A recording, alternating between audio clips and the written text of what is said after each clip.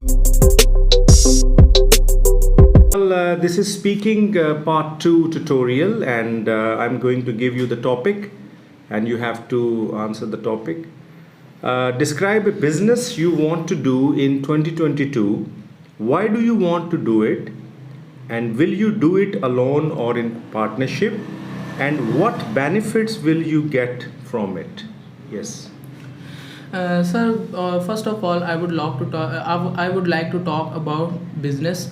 In our society, there are just two means of earnings. Whether you prefer to do a job or you prefer to do a business. Most of the people in our society is opt to do job because they make this thing easy. For example, they are just doing their degrees, and after that they some practice, they got the good job in every company. They are trying to get the job, but in case of business you need financial support and different type of things. For example, an analysis of the market, analysis of the market, and many other things. For example, while doing a business, I will take example of food business.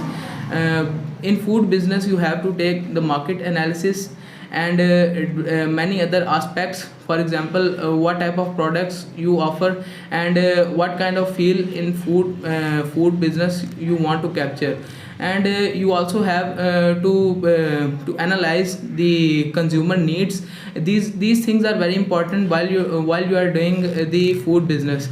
I personally prefer to do food business in future in 2022, I guess, because in this field my father is also doing this business, and I also want to pursue this business because it's my family business, and I have a little bit knowledge of this business. And after taking the very less analysis of the market, I am able to do this business as well.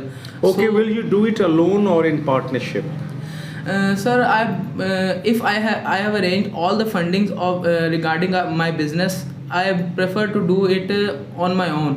But but according to the circumstances, I don't have enough money to start this business. So I prefer to do the business with a partner that can give me a funding so that I can start my business easily. So, what should be the characteristics of a good businessman?